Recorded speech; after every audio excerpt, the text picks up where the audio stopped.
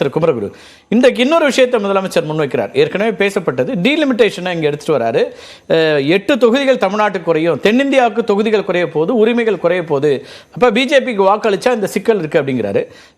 தென்னிந்தியாவில் எங்களுக்கான ஒரு ஈர்ப்பை நாங்கள் கொண்டு வர்றோம், தமிழ்நாட்டில் எங்களுக்கான ஒரு அக்செப்டன்ஸ் வருது அப்படின்னு பிரதமர் சொல்லக்கூடிய நேரத்தில் இந்த எண்ணிக்கை டீலிமிட்டேஷன் உள்ளிட்ட அம்சங்கள்லாம் உங்களுக்கு எதிராக மாறாது? ஏற்கனவே சொல்லிட்டாங்க, டீலிமிட்டேஷன்ல வந்து இருக்கிற தொகுதி குறையாது, மக்கள் தொகை எண்ணிக்கையில் தான் பண்ணுவாங்க. அந்த மக்கள் தொகை அதிகமாக இருக்கிற இடத்துல அதிகமாகும், கம்மியாக இருக்கிற இடத்துல குறைக்க மாட்டோம், ஏன்னா அது அப்படியே தான் இருக்குன்னு சொல்லிட்டாங்க. இவர் ஏதாவது சொல்லிட்டு இருப்போம். ஏன்னா 2019 மோடி திருப்பி வந்தால் ரேஷன் கடையெல்லாம் மூடிடுவாங்க, லாக் பண்ணி எடுத்துகிட்டு போயிடுவாங்கன்னாங்க. இப்போ ரேஷன் கடை ஃப்ரீயாக கொடுத்துட்ருக்காங்க எல்லா ரேஷன் பொருள்லாம். இவங்க சொல்கிறது எல்லாமே மோடி அவர்கள் உள்ளே வந்தால் இது ஆகிடும். ஆனால் மக்கள் ரொம்ப தெளிவாக அதெல்லாம் ஒன்றும் இல்லை, 10 வருஷம் பார்த்துட்டோம், நீங்கள் சொல்கிற அந்த இதெல்லாம் பூச்சாண்டி வருது, இதெல்லாம் இனிமேல்லாம் பண்ணாதீங்க, எங்களுக்கு எல்லாம் தெரியும் இனிமேல்லாம் அப்படின்னு முடிவு பண்ணிட்டாங்க. அவர் சொல்லும் எப்படி அந்த முடிவு வரீங்க? எல்லாம் வரவேற்பு வந்து நாங்கள் ஒவ்வொரு வருஷமும் பார்த்துட்டு இருக்கும்போது வரவேற்பு பார்க்குறோம். அவர் சொன்ன மாதிரி வந்து ஏன் அந்த கூட்டணி முடிஞ்சதுன்னு தெரியல, எந்த காரணத்துக்காக முடிஞ்சதுன்னு தெரியலன்னா, 2013 காங்கிரஸ் எதுக்கு முடிச்சாங்கன்னு உலகத்துக்கு தெரியும். வேற எந்த காரணம், கொள்கை காரணம் கிடையாது. என் மகளை உள்ள வச்சுட்டீங்க அப்படின்னாரு. திருப்பி ஏன் சேர்ந்தீங்க யாரை கேட்டோமா? கூட நட்பு கேடாய் விழுந்தது. 2013 அவங்க கூட்டணி முடிஞ்ச பிறகு 2 பேரும் கடுமையான விமர்சனங்களை எதிர்நிலையில் இருக்கும்போது விமர்சனங்களை வச்சாங்க. அதுதான் எதிர் கட்சி ஆயிட்டோம்னு சொன்னாங்க. இங்க என்ன நடக்குதுன்னா, நீங்களும் அதிமுக பத்தி எந்த விமர்சனமும் வைக்கிறது இல்ல, அவங்களும் வைக்கிறது இல்ல. அப்ப நீங்க எதிரிகளா இருக்கீங்களா, ஒன்னா நின்னு மறைமுகமா இருக்கிறீங்களா? அது எந்த வகையில வந்து கண்ணியமான அரசியலா இருக்கும்? நேத்து வரைக்கும் ஒன்னா இருந்துட்டு ஒரே கட்சியில இருந்துட்டு வெளியில வந்த உடனே எங்க இருக்கு இருங்க, இனிமேல் ப்ராஸ்பெக்டிவ் வரல, இருந்து வரப்போறதை எதிர்க்க முடியுமே தவிர, நாங்களே கூட இருந்துகிட்டு இருக்கும்போது நான் அந்த காலத்து என்ன பண்ணீங்க தெரியுமான்னு கேட்டா அடுத்த கேள்வி என்ன கேட்பாங்க? நீங்க தானே சார் கூட இருந்தீங்கன்னு கேட்பாங்க. இது படித்தவர்களுக்கு சாதாரண தெரிஞ்ச விஷயம். இன்னில இருந்து ஒரு ஒரு ஒரு சினக்கம் ஒரு இது வந்துருச்சு, சரி ரைட், உங்களுக்குள்ளே பிரச்சனை பிரிஞ்சுட்டாங்கன்னா இனிமேல் நாங்க என்ன பண்ண போறோம்னு சொல்றதுதான் படிச்சவங்க சொல்றது. நாங்க என்ன பண்ண முன்னாடி நீங்க அப்ப அந்த காலத்துல பண்ணலையா அப்படின்றதெல்லாம் அகில இந்திய தலைமை விமர்சிக்கிறது இல்லையே தவிர தமிழ்நாட்டு தலைமை கடுமையான விமர்சனங்களை முன் வச்சிட்டு இருக்கு. அப்ப இதை எப்படி பாக்குறது? தமிழ்நாட்டு தலைமை விமர்சிக்கிறதுங்கிறது என்னன்னா, அது நாகரிகம் இல்லை. நீங்க இதை எப்படி எடுத்துட்டு போகணும்? நாகரிகம் இல்லைங்க. ஏற்கனவே இருக்கும்போது ஒன்னா இருக்கும்போது வந்த ஸ்கீம் இப்ப நீங்க அந்த காலத்துல ஏன் இந்த ஸ்கீமை கொண்டாந்து கேட்க முடியாது. ஆனா இப்போ எங்க தலைவர் அண்ணாமலை என்ன பண்றாருன்னா, ஒரு முறையும் பேசும்போது நீங்களும் அதற்கு ஒரு காரணம், இத்தனை வருஷமா இப்படி மோசமா இருக்கு அப்படின்னா. ஆனா இதுல மோசமானது ரெண்டுத்துல எது மோசமானதுன்னா திமுக வந்து கட்சி இருக்கக்கூடாது அப்படின்னு தான் பேசுறாங்க. இது ஒரு நேத்து வரைக்கும் ஒன்னா இருந்து மக்களை விரும்ப மாட்டாங்க. டக்குன்னு இன்னைக்கு ஆட்சி இருக்கக்கூடாதுன்னு சொல்லலாம், கட்சி இருக்கக்கூடாதுன்னு சொல்றாங்களா? கட்சி இருக்கக்கூடாது எங்கேயுமே சொல்லல. முக் பாரத்ன்றது வந்து காங்கிரஸுக்கும் சரி திமுகவும் சரி ஆட்சி அதிகாரத்தில் இருக்கக்கூடாது, மக்களே அவங்களை அகற்றுங்க அங்க இருந்து அப்படிதான் சொல்றாங்களே தவிர எங்கேயுமே வந்து நீங்க இருக்கவே கூடாதுன்னு சொல்றது இல்ல. நீங்க மொத்தத்திலே பாத்தீங்கன்னா இப்ப நடக்கிற எல்லா விஷயமும் எனக்கு ஹிந்தி கொஞ்சம் தான் புரியும், ஆனா அதுல இருந்து நான் புரிஞ்சதை சொல்றேன். காங்கிரஸ் சர்க்கார் முக்து பாரத்னு சொல்லல, அவங்க காங்கிரஸ் முக்து பாரத் தான் நீங்க சொல்லிட்டு இருக்கீங்க. அது வந்து அப்படி உலகில வந்து காங்கிரஸ் இல்லாத ஒரு மாநிலம் அப்படின்னா காங்கிரஸ் தான் இருக்கக்கூடாது இருக்க முடியுமா? பாசிபிலிட்டி இருக்கா? இப்ப திமுக இருக்கக்கூடாதுன்னா ஒரு தொண்டன் கூட இல்லாம இருக்க முடியுமா? ஆட்சியில் இருக்கக்கூடாதுன்னா மொத்தம் அது மக்களுக்கு புரியுது. அது என்னன்னு நாங்க எங்க போனாலும் முதல்ல இவங்க சொன்னது, இவங்க திமுக என்ன சொன்னதுன்னா 2 பேர் பிரிஞ்சுட்டாங்க அப்படின்னும் போது எல்லாருமே வந்து 2 பேர் பிரிஞ்சுட்டாங்க நம்ம வந்துடலாம் நினைச்சாங்க. இன்னைக்கு அப்படி இல்லை. கள நிலவரம் பாத்தீங்கன்னா முக்கியமான பிரமுகர்கள் TR பாலு உள்பட, கனிமொழி உள்பட, தமிழச்சி தங்க அப்படி எல்லாரையுமே கேள்வி கேட்க ஆரம்பிக்கிறாங்க மக்கள், நீங்க ஏன் இதை செய்யல அப்படின்னு. ஆனா 10 வருஷமா இருந்த எங்களை ஒருத்தருமே கேள்வி கேட்கல.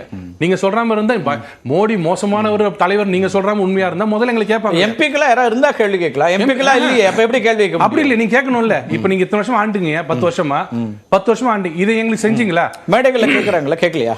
மேடைகள் இல்லைங்க, வழி மறித்து திரும்ப போங்கன்னு சொல்றதெல்லாம் வந்து தமிழக ஹிஸ்டரியில அதை ஃபர்ஸ்ட் டைம் பாக்குறோம். அது யாரு கொஞ்சம் கூட முன்ன பண்ணலாம் கிடையாது, எல்லாரையும் ஒரே மாதிரி கூப்பிடுறது, நீங்க வெளியில போங்க என்ன செஞ்சீங்கன்னு. அது ஒரு திமுக எதிர்பாராத ஒரு மிகப்பெரிய ஒரு சர்க்கிள். நாங்க பாக்குறோம், அவங்க நினைக்கிறது வேற. ஆனா கலை யதார்த்தம் வந்து எங்களுக்கும் திமுகவும் கடுமையான போட்டி இருக்கு பல தொகுதியில். இது வந்து களத்துல இருக்கிறது இல்ல, அவங்களே சொல்றது திமுக அதிமுக தாங்க களம்னு திரு எடப்பாடி பழனிசாமி சொல்றாரு, திரு முதலமைச்சர் ஸ்டாலினும் சொல்றாரு. அது எப்படின்னா நம்ம 2 பேர் சண்டை போட்டுப்போம், அவங்கள உள்ள விட்டுறாதீங்க, நம்ம எந்த ஒரு காரணத்தை அவங்க வந்து நீங்க கணிப்பாங்கல்ல, நீங்க கணிக்கிற மாதிரி இல்ல. கத்துக்க நீங்க ரிசல்ட் பாருங்க, நீங்க வரப்போது அன்னைக்கு பாருங்க, அன்னைக்கு சொல்லுங்க என்னங்க எப்படி இருக்கு, நாங்க எப்படி வளர்ந்துருக்கோம்னு அன்னைக்கு தெரியும். அவங்க ஏன் எங்களை திட்டல, இவர் ஏன் திட்டலன்னா, இவங்களை திட்டுறாங்கன்னா நம்ம 2 பேர் மட்டும் போட்டி போட்டுப்போம், 3ஆவது ஒருத்தர் உள்ள வர வைக்க வேண்டாம், நம்ம பார்த்து போன்றது அவங்களோட ஸ்ட்ராட்டஜி. அது மக்கள் புரிஞ்சிருச்சு. இப்போ இல்ல இவங்களே வேண்டாம், இனிமேல் இன்னொரு கட்சி வரட்டும் பார்ப்போம். இல்ல இப்ப இவங்க வந்து குறிப்பா திமுக சொல்றது, எங்களுடைய தேர்தல் அறிக்கையை காங்கிரஸ் பிரதிபலிக்கிறது, காங்கிரஸ் தேர்தல் அறிக்கை எங்கள் கூட்டணிகள் தேர்தல் அறிக்கை, இந்தியா கூட்டணியுடைய தேர்தல் அறிக்கை இந்த தேர்தலில் ஒரு ஹீரோவா இருக்கு, மக்கள்கிட்ட பெரிய மாற்றத்தை உண்டாக்குதுன்றாங்க. அதெல்லாம் உங்களுக்கு இல்லையா? நீங்க உங்கள்கிட்ட சொல்றதுக்கு எதுவுமே இல்லை. பாஜகவோட தேர்தல் அறிக்கை வந்திருக்கு, அதுல என்ன செஞ்சோன்னு சாதனைகளை சொல்வதை விட இன்னும் கூடுதலா இதான் பண்ண வேண்டியிருக்குங்கிற இடம் சொல்றாங்க. நீங்களே வைக்கிற விமர்சனங்களை உங்கள்கிட்ட வைக்கிறீங்களா சொல்லுங்க. ஒரு இடத்துல வந்து இது வரைக்கும் இப்ப அவங்க 75 ரூபாய்க்கு கொடுப்பாங்க பெட்ரோல். அடுத்த கேள்வி, ஏன் இப்ப கொடுக்க கூடாது? உங்கள்ட்ட தானே இருக்கு அந்த பணம். உங்கள்ட்ட தானே இருக்கு. இல்ல எங்கள்ட்ட எங்க இருக்கு? பெட்ரோலிய நிறுவனங்கள் யார்ட்ட இருக்கு? பெட்ரோல் இல்லைங்க, பெட்ரோல் விலை குறைப்பு. அதான் சார், அது யார்ட்ட இருக்கு? பெட்ரோலிய நிறுவனங்கள் விலை குறைக்கிறது யார் கையில இருக்கு? ஜிஎஸ்டில வருதா பெட்ரோல்? பெரும்பான்மையான பணம் எங்க போகுது? டாக்ஸ் எங்க போகுது? ஸ்டேட் சொல்லுங்க. பெரும்பான்மை எப்படி போகும்? ஸ்டேட்டுக்கு போகுது. 40 ரூபீஸ்ங்க. இப்ப இருக்கிற கணக்குல 102 ரூபாய் 40 ரூபாய் ஸ்டேட்டுக்கு போகுது. நாளை காலையில 25 ரூபாய் குறைச்சிட்டு நீங்க கொடுக்கலாம். ஆனா மக்கள் என்ன கேக்குறாங்க? ஏன் இத்தனை நாளா குறை? ஏற்கனவே தான் வரி வருவாய் இல்லங்கறாங்களே மாநிலங்களுக்கு. நீங்க எல்லாம் அதையும் விட்டுட்டு இதையும் எடுத்துட்டு அப்புறம் மிச்சம் என்னதான் நிக்கும்? எல்லாத்தையும் நான் இப்ப குறைப்பேன்னு சொன்னா ஏன் இத்தனை நாளா குறைக்கலன்னு நாங்க என்ன சொல்றோம்னா, இது வரைக்கும் நடந்த சாதனைகளை காமிக்கிறோம். அந்த சாதனைகள் தொடரும் சொல்றோம். ஒரு இடத்துலயாவது இவங்க எடுத்து பிரிண்ட் அவுட் எடுத்து பாருங்க. நீங்க சொன்னது இவ்வளவு தப்பா போட்டிருக்கு, எடுத்து பாருங்க. எல்லாம் கூகுள்ல இருக்கு. எதுவும் போய் சொல்றது கனகராஜ் கேட்போம். அப்படி என்னங்க ஏன் தப்பா சொல்றீங்கன்றத அவர்ட்ட கேட்கலாம். அவரு கேட்டா நண்பர் கேட்டா தப்புன்னு சொல்லுவாரு. இல்ல கேட்கலாம். கூகுள்ல அது இருக்கு. நீங்க போட்ட பொய்யான டேட்டா எல்லாம் கூகுள்ல இருக்கு. பேசலாம். நான் நடைமுறையில் எங்கேயுமே இது இல்ல. ரைட், நான் அவர்ட்ட தான் போறேன். சார், நான் கனகராஜ் கேட்டு வந்தேன். திரு கனகராஜ், இவ்வளவு விஷயங்களை நாங்கள் பட்டியல் போட்டிருக்கிறோம், எதுவுமே செய்யலைன்னு ஒரு விஷயத்த பரப்புரை எங்க எடுத்துட்டு வராங்க. தமிழ்நாடு முன்னாடி மாதிரிலாம் இல்லை சார், இப்போ வந்து எங்களுக்கான ஏற்பு இருக்கு, களம் மாறி இருக்கு, போட்டியே எங்களுக்கும் திமுக கூட்டணிக்கும் தான் அப்படிங்கிறார் திரு குமரகுரு.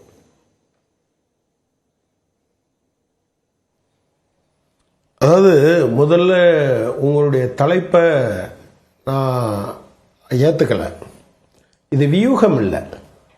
திமுக தலைவர் திரு மு.க. ஸ்டாலின் அவர்களோ அல்லது இந்தியா கூட்டணியினுடைய தலைவர்களோ மக்களுடைய வாழ்வாதார பிரச்சனைகளை முன்வைக்கிறாங்க. இவரை திட்டணுங்கிறதுக்காக வழிஞ்செல்லாம் எதையும் எடுத்துட்டுலாம் வரல. வாழ்வாதார பிரச்சனைகளை முன்வைக்கிறாங்க. குமரகுருவரன் சார் ரொம்ப நல்லா பேசக்கூடியவர். அந்த திறமையை நான் மெச்சுகிறேன்.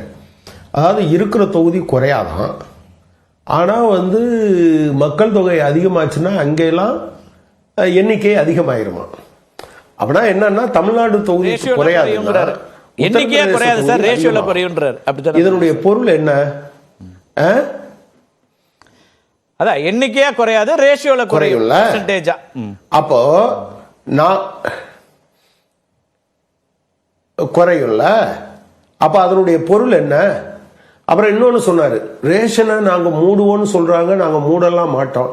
சார், நீங்க ஏற்கனவே பைலட்டை பண்ணிட்டு இருக்கீங்க. பக்கத்துல வெளியூர்ல எல்லாம் இல்ல, பாண்டிச்சேரியில தானே ரேஷன் கடையை மூடிட்டீங்கல்ல. பணம் தருவோன்னு சொன்னீங்கல்ல. தென் சென்னை தொகுதியில் நிக்கிற தமிழிசை சவுந்தரராஜன் தானே இங்க கவர்னரா இருந்தாங்க. மூடிட்டு பணம் தர்றேன்னு சொன்னாங்கல்ல. 4 மாசமா 10 மாசமா ஒரு பைசா கூட போடல. இல்ல இப்ப தேர்தலும் போது தானே, அப்பவும் 2 மாசம் பாக்கி வச்சிருக்கீங்க. இதுக்கு பேர் என்ன சார்? ஏன் புதுச்சேரிக்கு மட்டும் நரேந்திர மோடி தலைவர் இல்லையா என்ன? தமிழிசை சவுந்தரராஜன் பாஜக மெம்பர் இல்லையா என்ன? நீங்க அதை பைலட் ப்ராஜெக்டா இங்க பண்ணிருக்கீங்க. இப்ப இலவசம் சொல்லிட்டு திரும்ப வந்தா அதை இந்தியா முழுவதும் இழுத்து மூடுவீங்க. அதுதான் உங்க ப்ராஜெக்ட். அப்புறம் நீங்க சொன்னீங்க நேத்தைக்கு இருந்துட்டு இன்னைக்கு இல்லைன்னு சொல்லக்கூடாது அப்படின்னு. 2024க்கு பின்னால அதிமுகன்னு ஒரு கட்சியே இருக்கக்கூடாதுன்னு சொல்றது நாகரிகமான பேச்சா? அண்ணாமலை தானே பேசுறாரு. நீங்க வந்து காங்கிரஸ் முக்து பாரத்னா நாங்க காங்கிரஸே இருக்கக்கூடாதுன்னு சொல்ல, அந்த கவர்மெண்டே இருக்கக்கூடாதுன்னு சொல்றேன்னு பேசுறீங்க.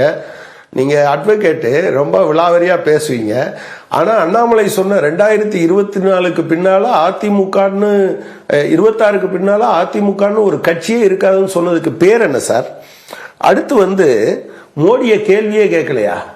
நீங்க சந்திக்கவே மாட்டீங்க சார். நீங்க கனிமொழி அவர்கள் எனக்கு தெரிஞ்சு முழங்கால் தண்ணியில அல்லது நீந்தித்தான் போகணுங்கிற இடத்துல போட்ல போய் ஜனங்கள் வெள்ளத்துல மூழ்கி கிடக்கும் போது கைய போட்டு அந்த மக்களோட அந்த தாய்மார்களோட உங்களுக்காக நான் இருக்கேன்னு சொன்னார். உங்க ஆட்கள் யாரும் அங்க இல்லை. அப்போ அவங்களுக்கு கோபம் கூட இருந்தது. என்ன இப்படி ஆகி போச்சே அப்படின்னா, பரவாயில்ல நாங்க இருக்கோம்னு சொன்னாங்க. நீங்க எங்க சார் இருக்கீங்க? உங்களை கேள்வி கேட்க முடியுமா என்ன? கேள்வி கேட்கிற இடத்துலயே இல்லை. அப்புறம் ஏதோ பெட்ரோலியம் வரி இதெல்லாம் பேசிட்டு இருந்தீங்க. ஏன் சார் இப்படி மடமாத்துறீங்க? இன்னொன்னு சொல்லட்டுமா? உண்மையிலே இப்ப சமீபத்துல சார் இந்த வார்த்தையை சொல்றதுக்கு உங்களுக்கு கோபம் வரும். ஆனா நீங்க முதல்ல நான் சொல்லி முடிக்கிற வரை கேளுங்க. இந்தியா உட்பட எல்லா நாடுகள்லையும் அவசர காலத்துல ஒருவேளை நமக்கு பெட்ரோலியமே கிடைக்காத அளவுக்கு ஏற்பாடு பண்ணிட்டா என்ன பண்றதுங்கிறதுக்காக ரகசிய அறைகளில் கச்சா எண்ணெயை தேக்கி வைக்கிற வழக்கம் இருக்கு.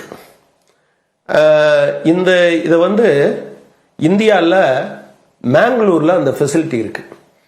53 லட்சம் டன் 53 லட்சம் குரூட் ஆயில் அங்கே வச்சிருந்தாங்க. எங்க நம்மளே இறக்குமதி பண்ணிட்டு இருக்கோம்ல.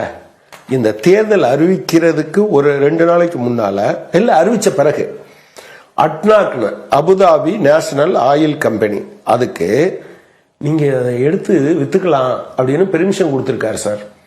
இது தேச விரோத செயலா இல்லையா நீங்க தான் சொல்லணும்.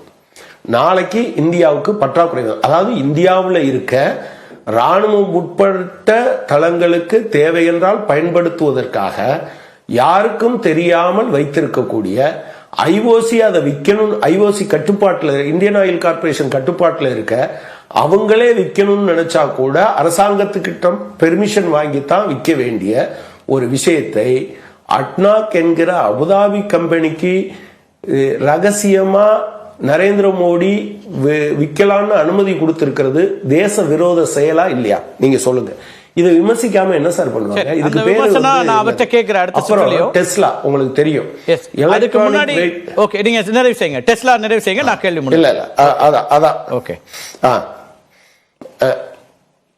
டெஸ்லாவுக்கு தேர்தல் அறிவிச்ச பிறகு அவங்க இங்க பொருள் கொண்டு வந்தா அதுக்கு இம்போர்ட் டியூட்டி 70% இருந்து 100% இருந்ததை 15% கொண்டு வந்திருக்கீங்க. ஒரு வருஷத்துக்கு மட்டும் 2000 கோடி ரூபாய் டெஸ்லாவுக்கு கொடுத்திருக்கீங்க. இதுதான் உங்க தேர்தல் பத்திரத்தின், அதாவது இந்தியாவிற்கு வர வேண்டிய வருவாயை விட்டு கொடுத்து விட்டு நீங்க தேர்தல் பணமா மாத்துறது. நான் உங்கள்கிட்ட ஒண்ணு மட்டும் கேட்கிறேன். மினிமம் பேலன்ஸ், இந்த கேள்வி எல்லாம் SMS, ATMன்னு சொல்லுங்க. ஓகே.